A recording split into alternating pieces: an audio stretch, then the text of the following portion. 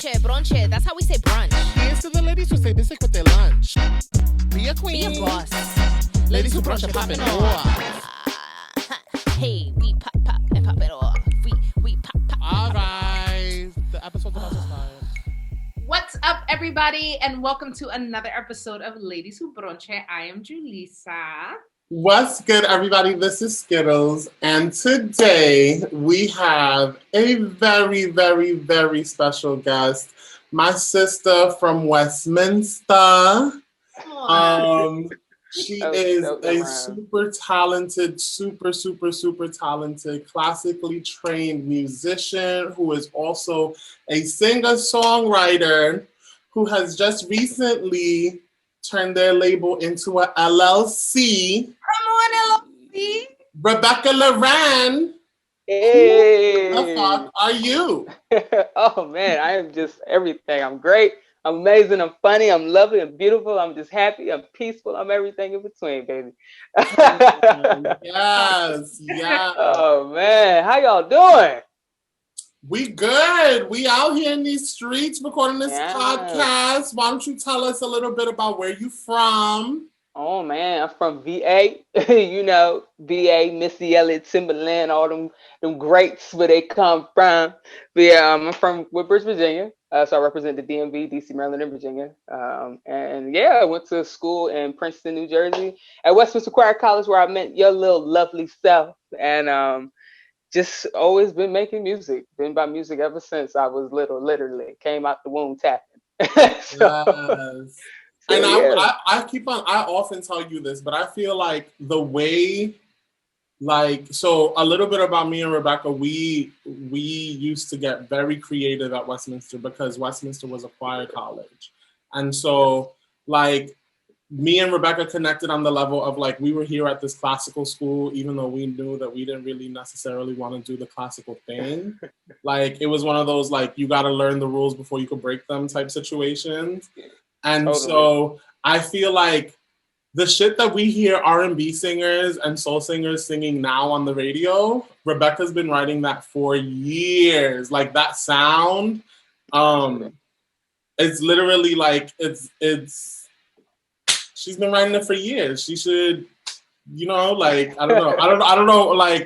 It's just been really interesting to see how the sound has really gone into how you write. So you want to talk about some of your influences? Yeah, so so I remember, first of all, the first song that you and I had ever created was "So Tonight You're Sleeping on the Futon, You're Sleeping on the Futon." But but in general, I know for me it was always just mixing that sound of R&B, pop, and bringing in that sense of that soul. A lot of it really is just nostalgia in the sense of the 90s vibe, and just bringing in your own element of yourself into a lot of your music. And I know for me, believe it or not, when we were in college, the way that I used to write, I was actually influenced a lot by Drake's style of writing. Drake was this dude who was very sensitive. He would talk to you about, so last night I just saw this girl and I was talking to her. He was real, personal with the stuff. It was this is interesting. But it wasn't about rhyming, it was about telling a story. So the thing of storytelling was always major in my music. But I just laugh because I have noticed that what I hear a lot in R&B was a lot of what I was already recording. Way before a lot of people even knew what was going on. But I was also performing in a lot of spaces where there were a lot of A&Rs. And I always kind of wonder about what was really going on in those rooms. But I heard my sound evolve into a lot of artists. For instance, I heard her start to kind of have a little bit of my sound and style a little bit. And even Daniel Caesar, you can hear it a little bit with some of his stuff. And just the whole R&B scene, like you said. So all I know is I'm just excited to hear that there's a category developing for my type of sound and style. Because for a while, I was just completely left field. Everybody was well, we don't know what type of R&B artist you are. So just being who the heck you are, that's a beautiful thing. So yeah, I think that I say that with excitement because I feel back when we were in college and you were writing that, I was even myself, I was oh, yeah, this is good, but it's different. It's not what I was already hearing. And Yeah. so I know that even me as your friend looked at you like, oh, but what if you, and you really didn't, you stuck to your style. And now I feel like because the style is popular, that leaves room for you to really grow and kind of, yeah. It does, like, even in the aspect of innovation, like, just in the sense of the growth of sound and the change of sound, like, it does leave room for you to be like, oh, shoot, okay, so they're already taking in all of these sounds and styles. And if I can be completely honest, I really believe Frank Ocean kind of opened the door to a lot of that because, you know, he was like the sad boy R&B synth type thing. So it opened up the world of experimental music, especially for Black musicians. So yeah, it's like open up a whole entire category for like so many different sounds and styles now. And I think also the world is just hungry for, you know, a whole new sound, especially with Black artists. They love us, but it's like innovating that sound more and more and cultivating into the next era of music. So yeah. And what would you say your time during this, you know, unfortunate pandemic has been? And not specifically artistically, I just mean like, Rebekah, how you doing, girl? Yo, like for real, I'm great now. The pandemic really caused me to slow my ass down and like really look at my life. Where is it going? Who am I? Finding myself again, and just like even taking my mental health more serious. You know, like realizing patterns in my life with relationships, friends, people, just slowing me down completely, being like, hey, you know what? You want to get to a certain level in life, you got to change some things about yourself. You got to be honest with yourself. So working on self-love and just coming back to self, like that's really what the pandemic did, which caused a lot of changes to happen artistically for me. Like I really am my music. So a lot of things just shifted overall in my life completely. So yeah, I'm good. I'm good.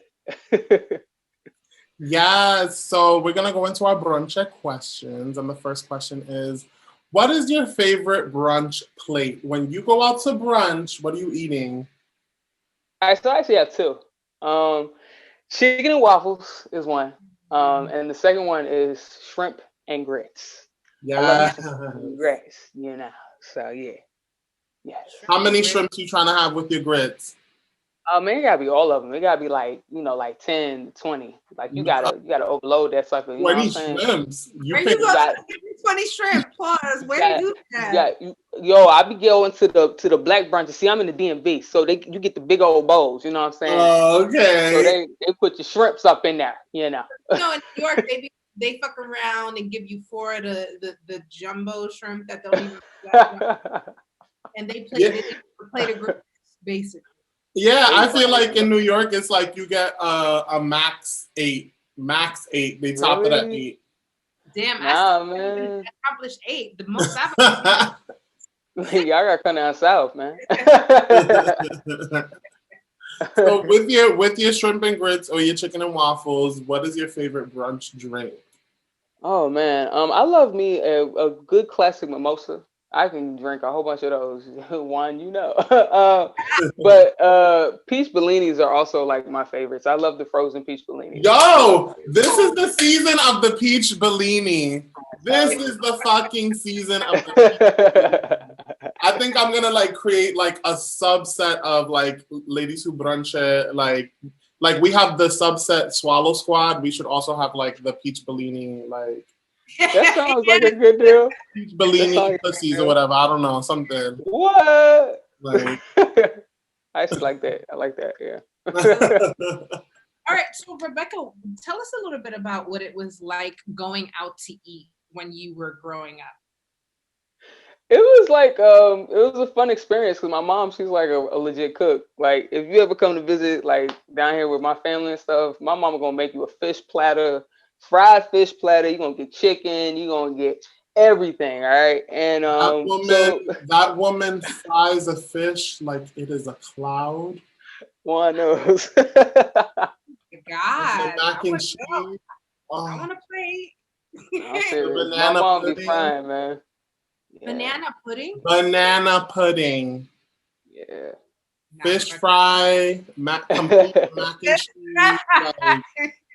Ooh, and I'm talking about like a lot of food, like oh my god, drink, a campfire. It is a lovely experience at the household. It's literally my house like every day. I'm serious. But growing up though, going out to eat was always a fun experience. Like I remember the restaurants were completely different when when we were younger versus like, when we were younger, everything was just coming out in the sense of like Olive Garden was new. Like just like fun. It was a fun experience. It was always usually like a Friday night, meaning like, you get out of school, like, oh, we're going out to eat. So it was it was always like a really good experience. It was always fun. That's the only thing I can remember. So yeah, it was like an event. Yeah. And so what is your favorite bochinche topic to discuss over again? Whew. I didn't talk about everything really. I just feel like let's talk about everything. Let's just unload it. Tell me what's going on in your life, in your world. I'll tell you what's going on in mine, and let's talk about the news. Ain't the world just crazy right now? Yeah, we talk about everything. Like we talk about what so and so posted on Instagram. We talk about like like yo, was that so and so, or like how you feel about that?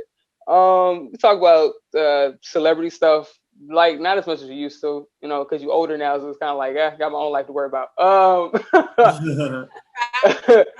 News, I don't like. I see the Shade Room now, and I'm like, wait, who are these people? Yeah, right. It's like I've never seen these people before in my life, right? Yeah. So yeah, but also just like I like to just talk about real life stuff, like growth. I like to talk about finances. That's one of my biggest things I do. I like talking about businesses. I like learning about things. So I like talking about things that are actually feeding my spirit. And I, just like having fun. I like talking about everything. So yeah.